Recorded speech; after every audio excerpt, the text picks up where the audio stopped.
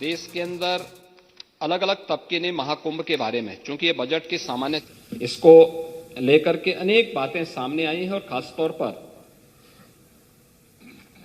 देश के अंदर अलग अलग तबके ने महाकुंभ के बारे में, चूंकि ये बजट की सामान्य चर्चा है, इसलिए महाकुंभ के आर्थिक पक्ष के बारे में अगर हम चर्चा न करें तो विरासत को विकास के साथ जोड़ने में हो सकता है कि आप लोगों को भी कुछ कंफ्यूजन और ज्यादा हो। इसलिए उस विरासत को जो आदरणीय प्रधानमंत्री जी ने 2019 में काशी विश्वनाथ धाम से प्रारंभ किया था, 2020 में अयोध्या में श्री राम जन्मभूमि पर राम मंदिर के शिलान्यास के बाद आगे बढ़ा, प्रयागराज महाकुंभ उसका एक चरम उत्कर्ष रूप के रूप में देश और दुनिया के सामने आया है।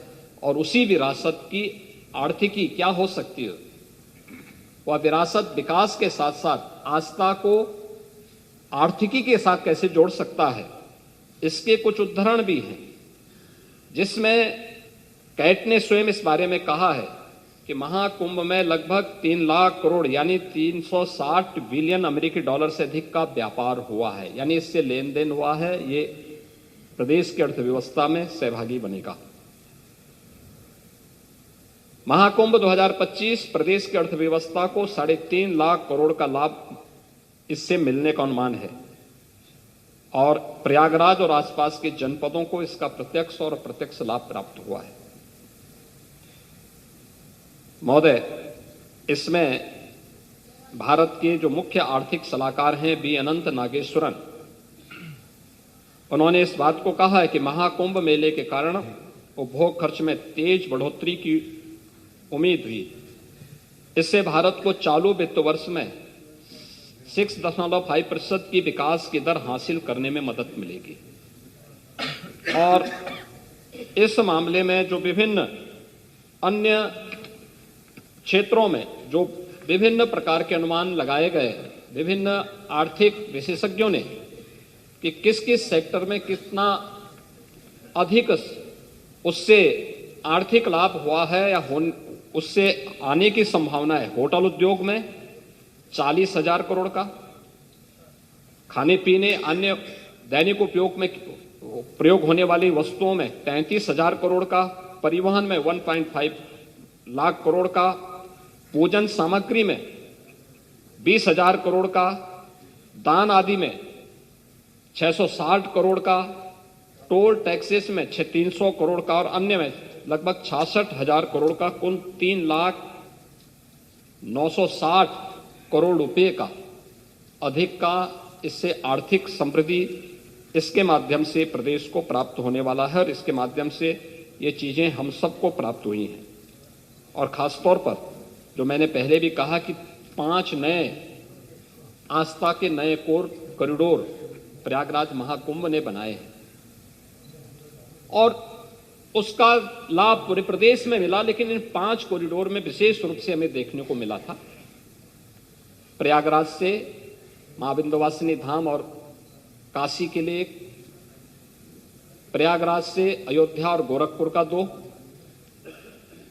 प्रयागराज से श्रृंगवेरपुर लखनऊ और आपके नेमित सारण्य का एक 3रा कॉरिडोर, प्रयागराज से लालापुर, राजापुर और चित्रकूट का एक 4था और प्रयागराज से जो हम 5वां आस्था के कॉरिडोर को बनाने की व्यवस्था कर रहे हैं, जिसपे हम लोगों ने देखा कि देश भर के श्रद्धालु आने के इच्छुक थे, दिखाई दे रहे थे और पिछले 1.5 महीनों में उनकी उपस्थिति उन सभी क्षेत्रों में थी। तो अब प्रयागराज से होते हुए वृंदावन, मथुरा वृंदावन और सुखतीर्थ में ये उपस्थिति वहां देखने को मिली। एक छोटा सा उदाहरण पर्याप्त है, बहुत सारे ऐसे उदाहरण हैं जिसमें प्रयागराज का है और वह समाजवादी पार्टी इसमें ज्यादा चर्चा कर रही थी कि नाविकों का शोषण हो रहा है, नाविकों को देखभाल नहीं की जा रही है। मैं एक नाविक परिवार की एक सक्सेस स्टोरी यहां पे बता रहा हूं। ये नाविक परिवार जिनके पास 130 नौकाएं थी, 45 दिनों की अवधि में इन लोगों ने शुद्ध बचत की है 30 करोड़ रुपए की।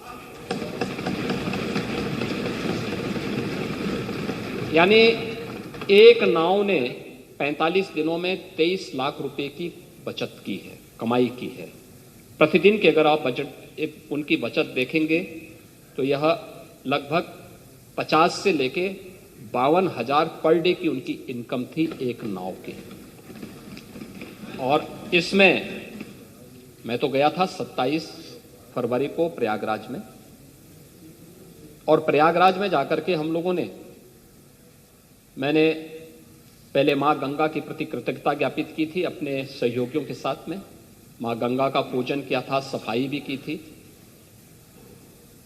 इसके उपरांत हम लोगों ने इस पूरे महाकुंभ के आयोजन को स्वच्छ बनाए रखने में जिन्होंने योगदान दिया था, उन स्वच्छता कर्मियों के साथ भी, और जिन्होंने स्वास्थ्य की सेवा, कोई संक्रमण और कोई बीमारी नहीं फैलने दी, ऐसे स्वास्थ्य कर्मियों के साथ में, जो हेल्थ वॉरियर्स थे, उनके साथ में हम लोगों ने पहला आयोजन किया था, उनका सम्मान का कार्यक्रम किया था।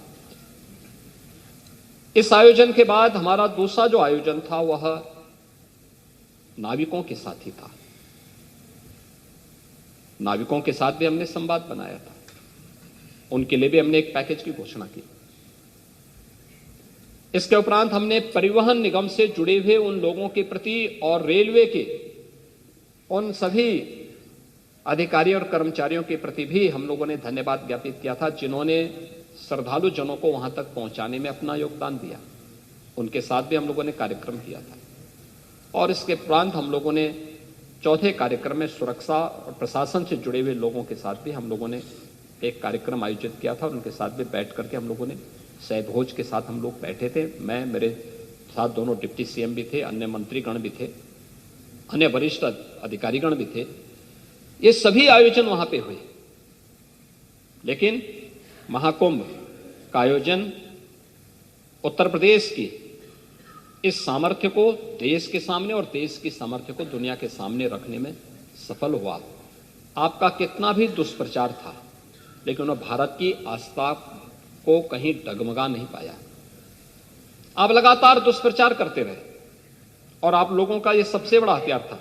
आप लोगों ने इसके लिए बहुत तरीके से इसको लोगों के सामने बहुत नकारात्मक तरीके से प्रस्तुत करने का प्रयास किया, लेकिन आपकी नकारात्मक बातों पे न प्रदेश की जनता को न देश की जनता को ही विश्वास था। और मुझे लगता है कि यह आपके लिए उल्टी गिनती है कि जनता आपकी बात को अब सुनना ही बंद कर दी है। आप देखें ना कि कोई उत्तर प्रदेश का कोई गांव ऐसा नहीं था जिससे बस वहां नहीं पहुंची हो आस्था। नहीं तो ये जो हम कर रहे हैं ना, संभल में भी कर रहे हैं, ये आस्था का ही सवाल है। ये आस्था का ही सवाल है। ये जो कॉरिडोर बन रहे हैं, ये आस्था का ही सवाल है। और उसी आस्था के सवाल के साथ जोड़ने के लिए ही सरकार ने इस आयोजन के साथ जुड़ करके, और ये जो 7,500 करोड़ रुपए खर्च किए थे, केवल कुंभ के आयोजन के लिए नहीं किए थे। हमारे लिए यह आयोजन प्रयागराज जैसी पौराणिक सिटी के सस्टेनेबल डेवलपमेंट के प्लान का, एक व्यवस्थित विकास की एक रूपरेखा तैयार करने की भी थी। और महाकुंभ के बहाने प्रयागराज के अंदर उस प्रकार के इंफ्रास्ट्रक्चर को देने में हम सफल हुए। 200 से अधिक सड़कों का चौड़ीकरण हुआ, 14 फ्लाईओवर बने, 9 अंडरपास बनाए गए, 12 कॉरिडोर बने, अक्षयवट कॉरिडोर, बड़े हनुमान जी का कॉरिडोर,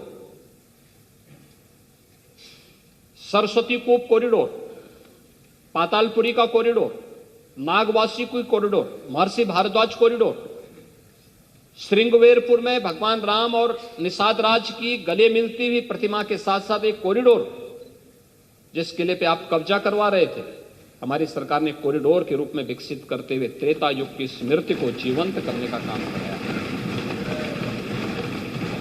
आपके लिए वोट बैंक था, हमारे लिए विरासत थी, बस अंतर यही है।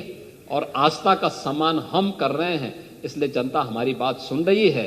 जनता को मालूम है कि आप केवल वोट बैंक के साथ खिलवाड़ करेंगे, वोट बैंक देखेंगे और जनता को धोखा देंगे, इसलिए जनता ने आपकी बात को अनसुना किया है और 27 में भी जनता जनार्दन यही करने जा रही है।